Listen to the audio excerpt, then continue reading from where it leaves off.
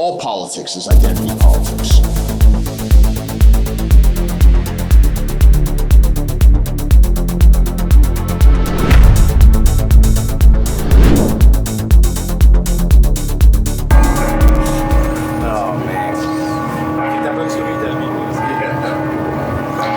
I'm Kevin DeAnna. I'm here at the roof of Casa Pound on Via Napoleon III Street in Rome.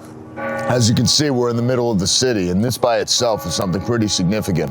You may be asking yourself, why do it in a city? And this is a question that we've been talking to a lot of these guys about. The temptation, especially in America, is to always just go to some rural area. The people are going to agree with me more, you can build up your own thing, you don't have to deal with anybody, and the temptation is basically just create your own world and retreat from everything else. But it is a retreat, right? I mean, the point here is to actually take everything back. And how can you cede your capital? So this is, of course, a squat. I've been here for 20 years, but it's been occupied for a very long time. Now, it's different in the European context. You can get away with this to some extent, but they face all kinds of opposition. And it's not just activists here. It's families, it's women, it's kids. This is a whole community. And they're right here in the center of Rome. Which means that you have to deal with things like Antifa trying to physically attack you, which means that you have to have security all the time, which means that you have to have people ready to defend the place if it comes to it. But it also means you can do a lot more things. You can have conferences all the time. You can go to demonstrations all the time. You can rally people quickly all the time. There are bars, there are bookstores, there is a whole network of businesses that are connected to the place, and there's a whole community that's around the place, and it's at the center of everything. And there's also a certain moral issue involved. The idea of like going into the heart of what should be considered enemy territory and quite literally planting your flag and saying, no, this is ours. We are not going anywhere. Now, the question, of course, in the American context is, can you swing something like this? One of the things that I know a lot of American conservatives are doing is trying to bring back these sort of men's clubs that used to exist in the big cities years ago, smoking lounges, and conservatives will get together and everything else. But come on, I mean, that's not really the same thing, right? That's not even in the same ballpark. We're not talking about meet, greet, retreat, and we're not talking about a drinking club. We're talking about a group of people that can actually live together, work together, pool resources, and actually take back communities one by one. One of the other things that we've learned from this whole week is that this is not just one of these, well, we're totally apolitical.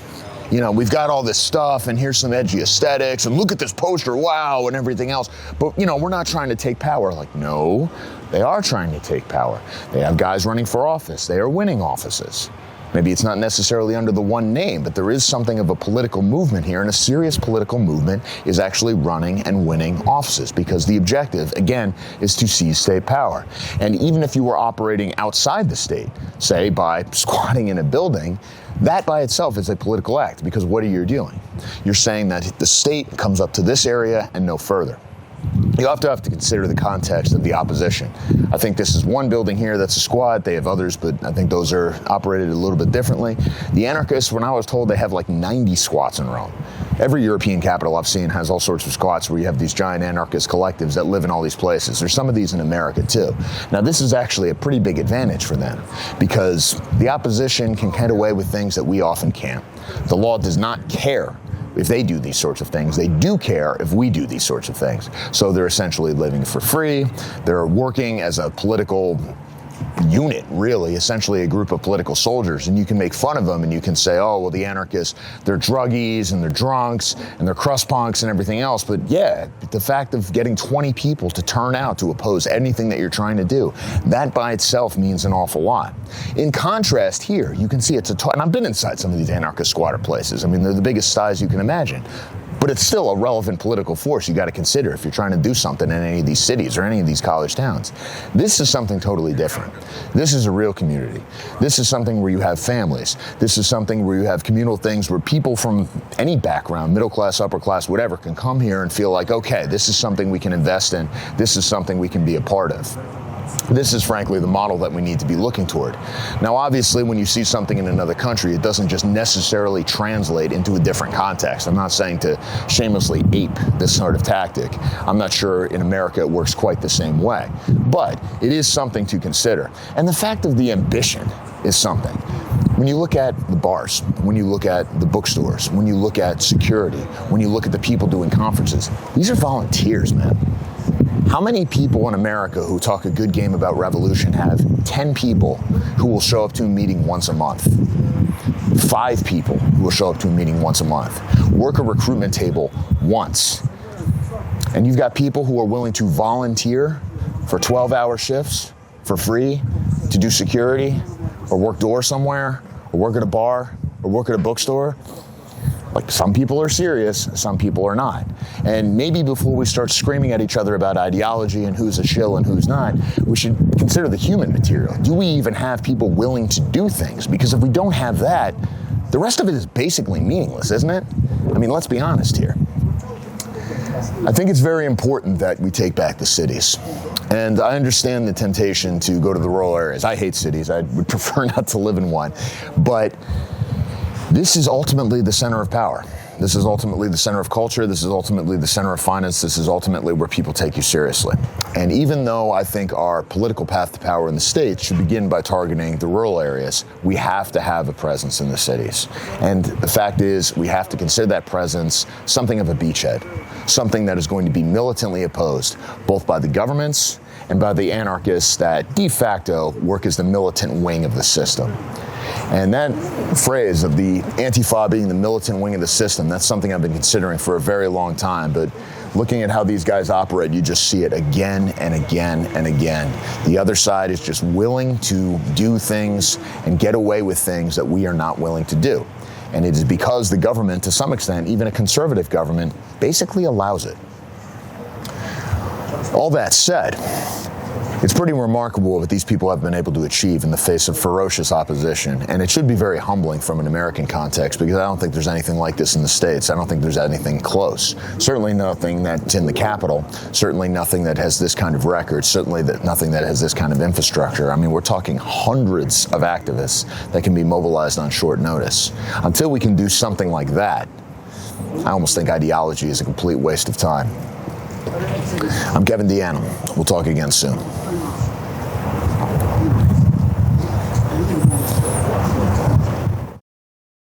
Well, as a member of the Wolves of Vinland, had a student group for many years, worked purely as a campus organizer for more than a decade, been in more groups than I can remember, some of which are defunct, some of which I was in leadership of, some of which I'm still in leadership of, some of which are still going around and kicking, some of which are public facing, some of which are totally secret, and I'll deny the very existence of if asked, especially under torture.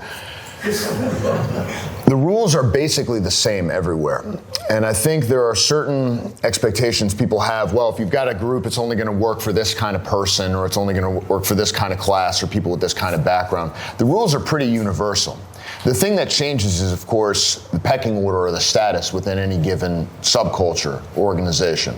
We were talking last night, I think the most dangerous part of any organization, whether it's something that's just starting or whether it's been going for a while, is when people are unsure of where they fit in the hierarchy. I mean, especially when you're talking about differences between men and women, men seem to require a hierarchy. And the first thing men will do when they see each other for the first time is they sort of size each other up a little bit. And you need to figure out a way to make that a productive competition so that it actually pushes everybody to the best version of themselves. Because otherwise, you are going to see people compete for status within an organization because it's unclear, and then eventually will destroy that entire organization. Now, how can you do that? Because not everybody likes the idea of being subordinate. Well, status can be a relative thing sometimes, depending on the situation. I know there are certain things in the groups that I'm involved with that I am certainly not the best at. I know there are other things that I actually am the best at. And if everybody is fit to their best talents, and these are inherent inborn things as well as things that can be trained up, you're going to get the best out of everybody.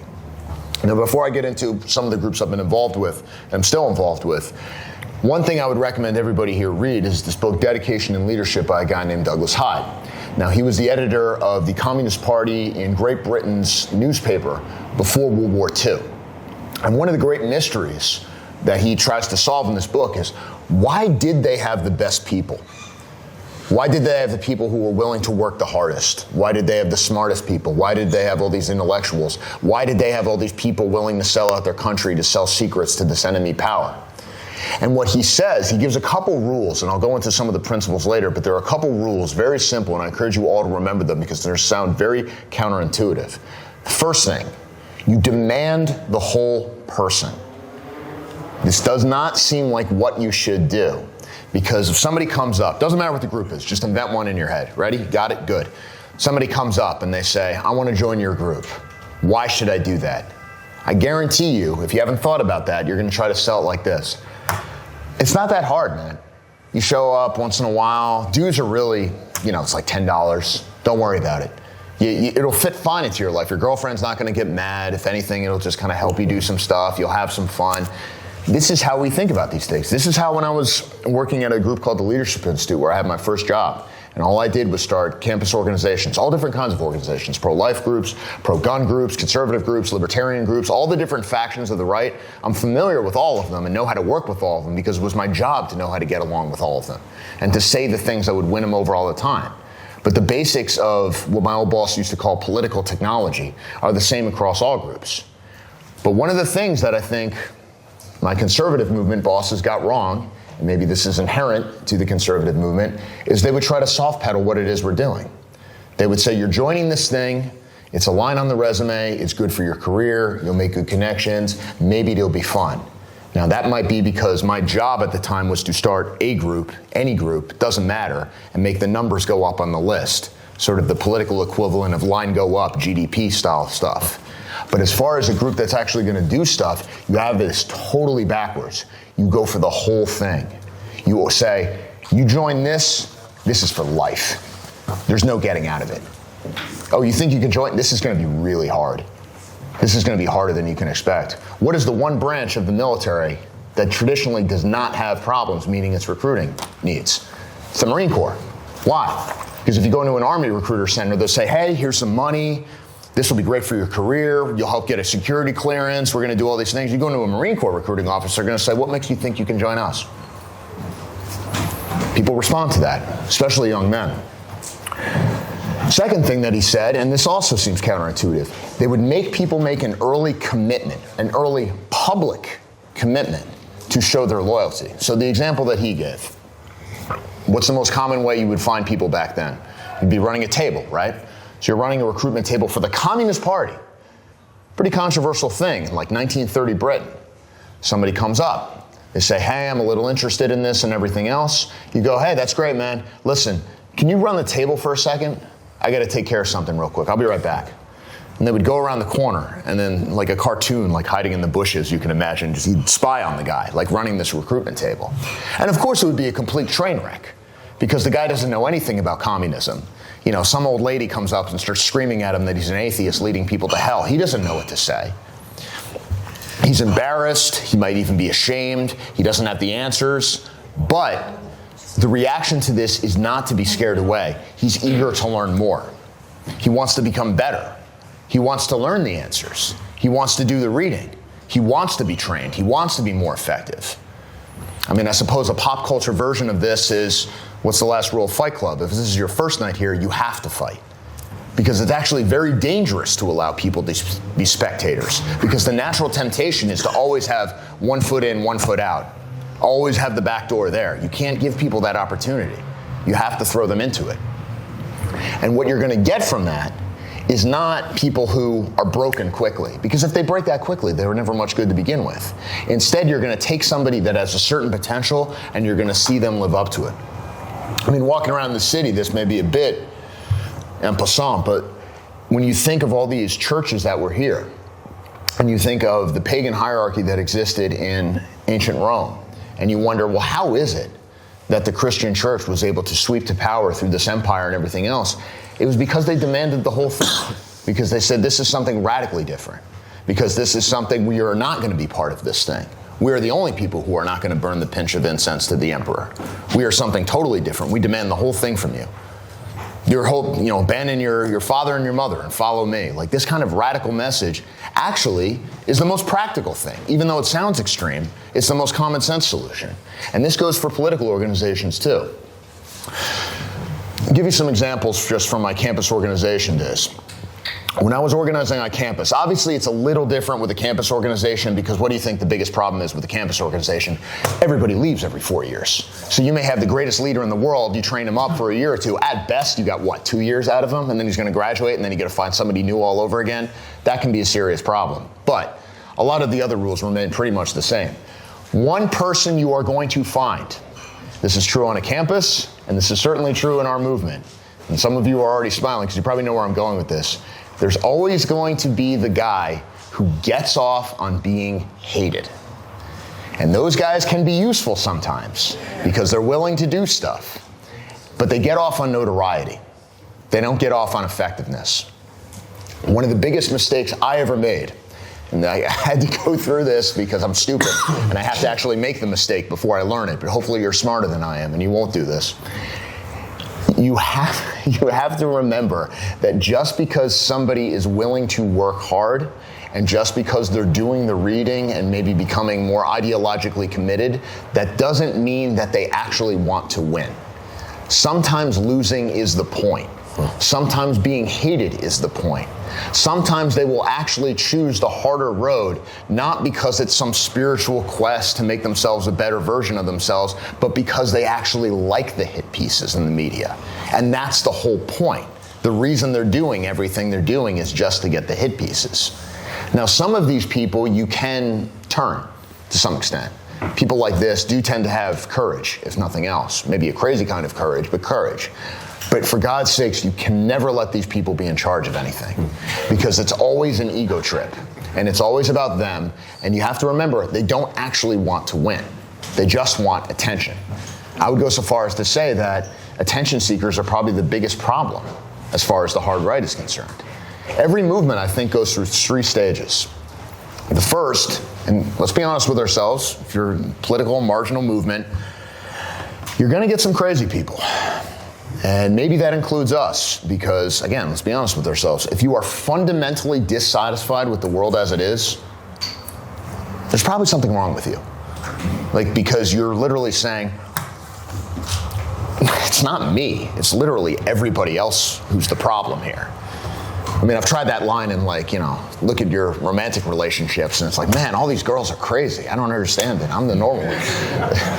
But if you're self-aware about that, you should be self-aware about politics too. I mean, there is something off, but here's the thing. It has to start that way because sometimes the world is fundamentally wrong and you do need people who are a little bit off to come into it. So there is a certain amount of tolerance you have to take. But this is something my boss, Jared Taylor, has said too. You can see the caliber of people change over time. When you look at maybe some of the conferences that you saw 10, 15 years ago, you had a lot of people who were crazy looking, uncomfortable to be around. You didn't want to be there. But the caliber of people increases. And I think the second generation of a movement is often the best. These are the people who are the smartest. These are the people who are the toughest. These are the people who have something to lose but are putting themselves forward for the right reasons. Now, the third stage, of course, is often very dangerous, and that's when this becomes a business, when it becomes a grift. But truth be told, I would love to have that problem because I don't think we're in that position yet. People will sometimes say something like, oh, this guy in the far right is doing it as a grift. Like, brother, if you're doing the far right as a grift, you're in the wrong grift. There are a lot of easier ways to make money. What you really should be thinking about is making that transition from the first generation to the second generation. I always go so far as to say that's the entire struggle of being an organizer. You want to take people who are coming in, serving all sorts of ego reasons, and get people who are fundamentally mission-oriented.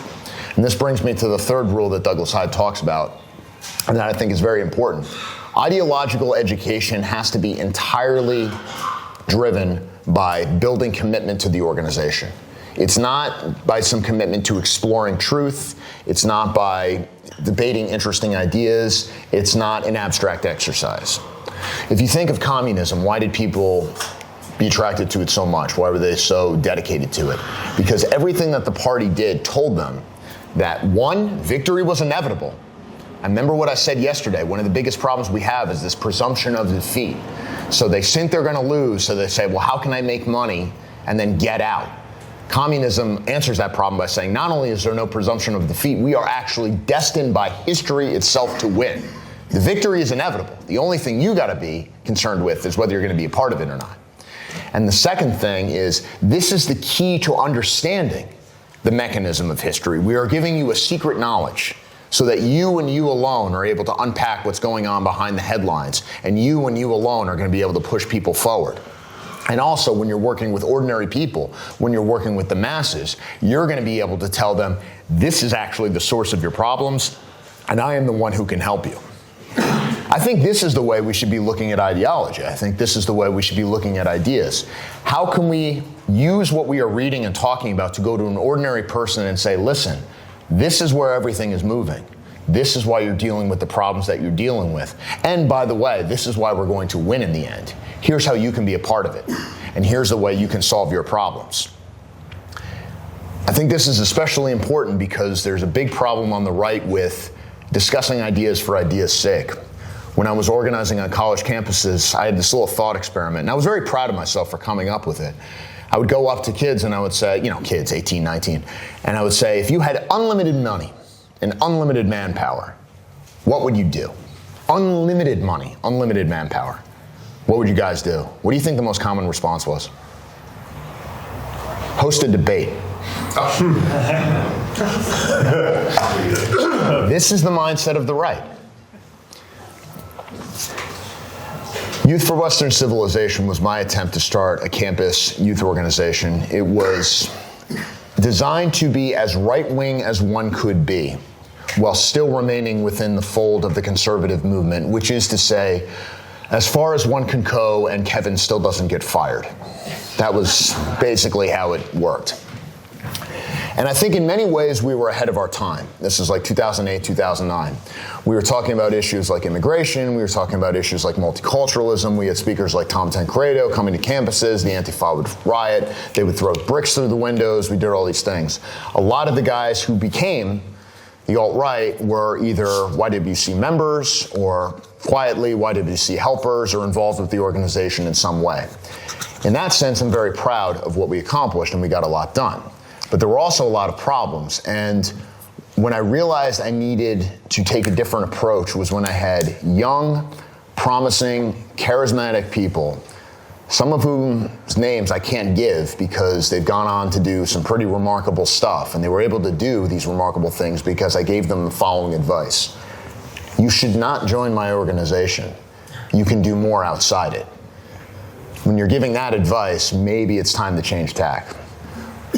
What was wrong with YWC in its fundamentals?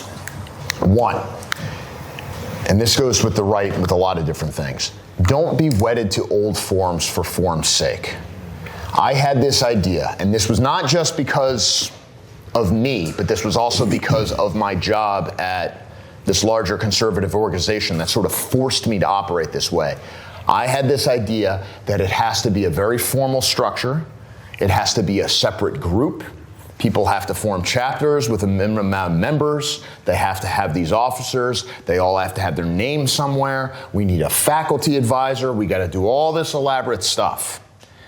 There's no reason to do that. There was no reason to do that except to fulfill the corporate role I had. But from the perspective of effectiveness, what are you trying to do, especially with young people? You're trying to make young activists. You're trying to identify them. You're trying to educate them. You're trying to organize them. You're trying to make them more effective.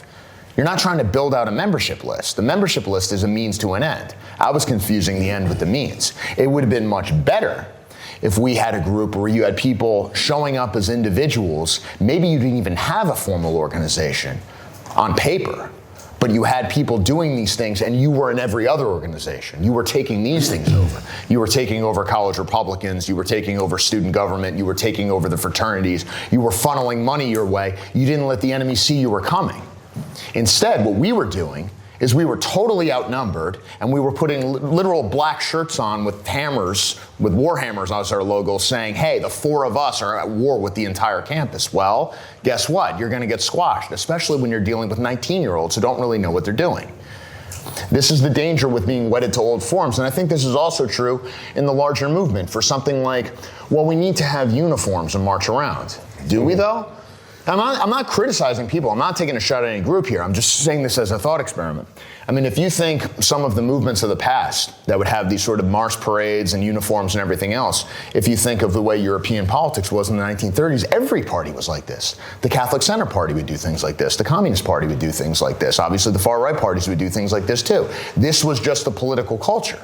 So it was totally natural to do these things. Plus, you're dealing with a group of men, every single one of whom had been in the army 10 years before. Now we're in a totally different thing. So why do we want to act like people from an entirely different political era? And I realize this is an easy example, but this goes with a lot of different things. If you're trying to organize people now, you're not going to use tactics that worked, say, in the 1990s in street activism, where, say, everybody didn't have a cell phone. I mean, some of my friends are here with me, and they can verify this. We would do stuff with like street demonstrations that you could never get away with now, where you might get into a scuffle, you might rip a banner out of somebody's hand, you might like form a mob around people and start yelling at them and everything else. You can't do that now. Everybody's got a cell phone. It would be totally counterproductive. Everything is ultimately a media spectacle now. You need to adjust with the times. And as new technology emerges, your tactics are going to need to emerge too. One of the organizations that made a big impact on me and in many ways represents sort of the gold standard for what I'd like to see in America at some point, at least in terms of political activism, is the NSV in Flanders, which is a student fraternity, a Flemish student fraternity. And I know some people here were at a demonstration that they just put on a couple weeks ago, including my boss. And I think you said that it was an experience beyond words in terms of its inspirational capacity. Beyond words. And one of the things, and I had the pleasure to hang out with these guys a couple years ago. I probably drank more then than I ever have in my entire life, so they can definitely hold it down. But what's interesting about them is that it's a subculture that I think operates in that perfect sweet spot. It's fundamentally about identity. People are going because they want to be part of the culture, they like the aesthetic, they like having a community.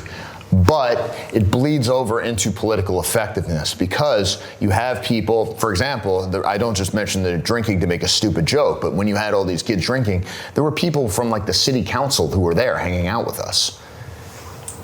This is something that builds a political movement that then drives things for life. City council, Senate, national government, the independence movement, the radical movements, the people in the government who are considered moderate, they all know each other. They all come out of the same thing. They're all singing the same songs. They all recognize the same symbols. They all know each other's kids. They all know each other's wives. This is a very powerful thing. I mean, these are the things that nationalist movements are made of. These are the things that nations themselves are made of. I've always thought that the perfect model of an organization is something, and this is something we've talked about before, where it's not an organization, it's an organism. It's a living thing. It has a life unto itself. It's something greater than the sum of its parts. And in a sense, it takes on a life of its own. I mean, ultimately, you want something. They say that any organization is the lengthened shadow of one man. But if that's true, then any organization is only going to last at most one generation.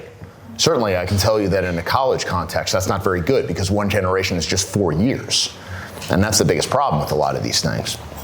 Certainly, if we want to think of big organizations now, think of something like Turning Point USA. Does that have a future without Charlie Kirk? It's an open question. Doesn't seem to be doing so well without him, does it? And that's not to take a shot at anyone, but that this is the classic model of how organizations collapse, when that founding intent goes away. What you need to be thinking about in terms of an organization is, what is this thing, this beautiful creature that I have created, as Mussolini said of fascism? What is this thing that I have created that goes beyond me? What is this life of its own that it has? What is something that is going to outlive me and everybody else involved? Remember what I talked about yesterday, the idea of the empire as a sacred thing that somehow transcends any particular emperor. And this is how people in the Middle Ages thought of what Europe was supposed to be. Well, what does that mean in terms of an organization? This is the question you have to ask yourself before you start worrying about things like structure or mission statement or who's going to be in charge or who's going to be the treasurer. At the same time, and I know I'm going to quote a very left-wing Jewish guy here, but let's face it, he was good at what he did, Saul Alinsky. Saul Alinsky said, any organizer has to have a certain amount of doublethink. Because on the one hand, you have to believe absolutely in what you're doing. You have to be willing to die for it. And at the same time, you have to not be a true believer. Because you don't want to believe your own propaganda. Because when you do that, you're gonna make a lot of stupid mistakes. Building off that, there's another example of doublethink. You need to know that you are going to win because you have the truth on your side and you have the power of will to overcome all obstacles. But you should also be thinking about questions of money and organization. Great generals study tactics, or good generals study tactics, great generals study logistics. And there are very few organizers I've met on the right who study logistics. I certainly do not put myself up as a great general because I do not understand very much about logistics, but I at least know what I don't know. And I know that I have to find people who will help me out on these sorts of things, because these are the sorts of things. How many organizations have we seen, or great leaders, people who got elected to things, people who were seen of as like the tribunes of the movement, who fell apart because they broke a fundraising law, because they violated a tax law unknowingly, because they couldn't fund an organization or fulfill the promises they made to donors. These are the things that kill movements. These are very important questions. So I would say there's essentially two things that you have to do at the same time. To summarize everything that I've gone through, that I've seen in the Wolves, that I've seen with campus organizations, to sum up what Douglas Hyde said. One, demand the entire person and make them commit. People will not let you down if you do that. Some people will, most people won't. And a lot of people who you think of as weak or unreliable are going to surprise you if you demand the whole thing. And the second thing is, remember logistics. Remember organization. Be a true believer, but don't believe your own propaganda. Because to win a war, and this is a war, you have to think about things like supply lines. You have to about things like legal defense. You have to think about things like paying the bills. When they're all saying to my boss, you can't save the world if you can't pay the rent. And these are the sorts of things that we too often forget. I think that if there is one piece of advice that I would give any organizer, it's that ego got you into this thing. But at the end of the day, you have to subordinate yourself to your own creation. And if you can do that, you're going to create something that goes beyond you, that may take on a form that you didn't expect, and something when you're in service to your own idea, I think that's the most beautiful way that a life can be led. Thank you. Yeah.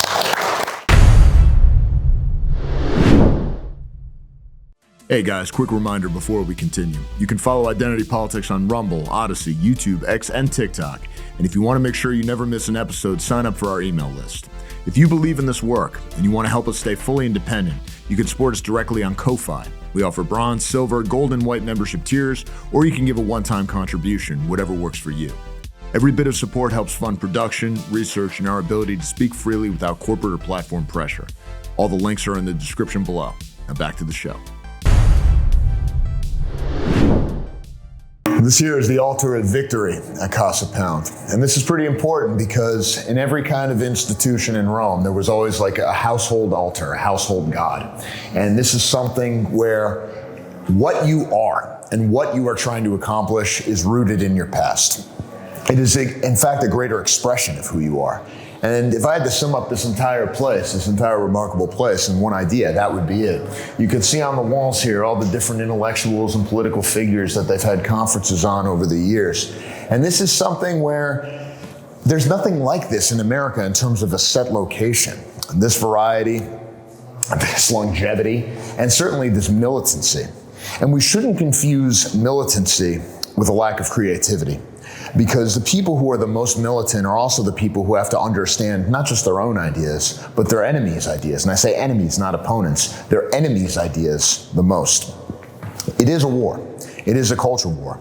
And this war is fought on every single front at once. It is fought physically, which is why it's so important to be knowing how to fight, knowing how to lift, knowing how to work on the ground, as well as standing up. But it's also an intellectual war. And this intellectual war, just like physical training, requires training. It requires going to conferences. It requires reading books. It requires knowing something beyond just simple viral content. One of the really interesting things about this, too, is you see the mixture of pop culture, but also the fascist past, which is of course openly defended, but then also some of the ideas that came out of the post-war sphere, including a lot that are very important to me, especially people like Julius Evola. But you also see some treatment of some American figures as well as popular authors and entertainers. All of this kind of builds into one thing. One of the themes that people have been hitting over and over again is that you have to attack on every single front, not just because the war is fought on every front, but in terms of recruitment. Why do youth join an organization? Fundamentally, they don't join it because they read a book or even necessarily just see a single piece of media that they agree with. As one of them put it, they join based on vibes. And they join because there's a subculture there that they want to be a part of. So yeah, martial arts, that's part of that subculture. Music is part of the subculture. Art is part of the subculture. Having a bar and hanging out is part of the subculture. And political activism is part of the subculture. These are different points of entry for people to come into. And one of the things that we have to do as a movement is maximize the points of entry. Because right now, we're just attracting a very small and very artificial kind of person who comes to this based on certain complicated ideas that normal people frankly want nothing to do with. But people are looking for a sense of community. They are looking for a sense of purpose. And they're looking for a mission. And I think this is one of the biggest things that people are forgetting. Today I was giving a talk about dedication and leadership. This is one of the things that you subscribers have heard me talk about, this book by Douglas Hyde, the former communist organizer. Sum it up in a sentence. You demand the whole purpose and you give them a mission. Because if you tell people, look, if you join this thing, if you join this movement, it's pretty easy. You don't have to do very much. In fact, the dues are pretty cheap. And we're only going to require you once in a while. This is the opposite of what we need to be doing. We need to be telling people, no, we're going to demand all of you.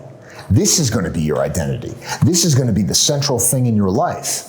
When you see all these posters and everything else, there is a real cost that all these guys pay for being associated with this stuff, in terms of the government, in terms of the opposition, getting physically attacked, but also in terms of the little things that I think really cripple movements before they begin, all the little costs and infringements on your freedom that people don't think about when they sign up.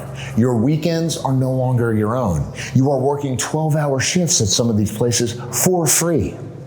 You are putting your body on the line, which means eventually you're putting your health on the line. You may be putting your relationships on the line. God knows how many people have been involved in the movement who dropped out because, well, man, my girlfriend, she doesn't really like the people I'm hanging out with. And, I agree with you, but I just can't do it anymore. Well, then, frankly, you were never really a part of it. If you aren't now, you never were.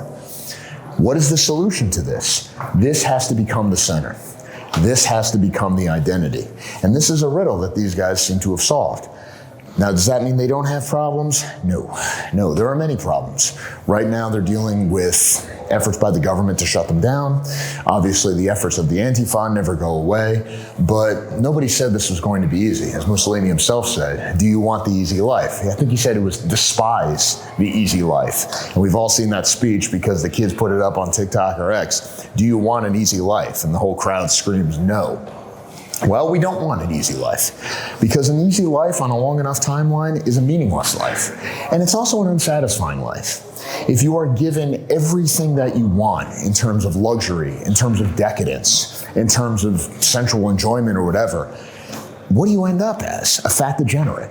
And frankly, too many Americans are fat degenerates. This is not what we want. And I'm not one of these people who's telling you, oh, we're going to build a different kind of person. We're going to build a different kind of man. No, we're just going to be the kind of people our ancestors would recognize. We're just going to be Western men again. We're just going to be white men again. I want to show you guys a couple of the names on the wall here. There are 88 names that have all sorts of people that have had an influence on the movement. Some of them you probably recognize. Rene Guénon, you see. Evola, Sorel. Sorel, of course, came up with the great idea of the myth of political myth and the idea of the general strike. He wrote the book on political violence, or on violence.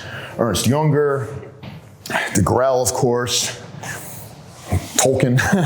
But you can see it's a pretty, and Gentili, pretty diverse set of influences here. But having a diverse set of influences and being able to speak on a number of different topics and to take a number of different ideas seriously and to appeal to different kinds of people, because we don't just want to be muscle-bound skinheads or something like that. To be able to do these things doesn't mean you compromise on anything. It doesn't make you moderate. It doesn't make you soft. It makes you harder. At the end of all of these sorts of things, there is one idea. There is one critical principle, which is that you take your side, you are loyal to your brothers, to your country, to the cause, and you fight for that thing to the end with your entire being, because that is who you are. That's what it means to be white. I'm Kevin DeAnna. This is Identity Politics. We'll talk again soon. All right, guys, that's it for today's episode of Identity Politics. If you found this valuable and you want to see more of this kind of work, here's how you can help. First, follow the show and share it with people who need to hear it. We're on Rumble, Odyssey, YouTube, X, TikTok, and you can also grab the RSS feed. Sharing it is the fastest way for us to grow. Second, sign up for our email list so we can always stay in direct contact no matter what the platforms decide. And most importantly, if you believe in our mission and want to keep it going, please consider supporting us on Ko-Fi. You can donate once or subscribe at the bronze, silver, gold, or white level. Every contribution, big or small, helps keep Identity Politics independent and alive. All the links are in the description below. Thanks for watching. Thanks for supporting. We'll see you next time.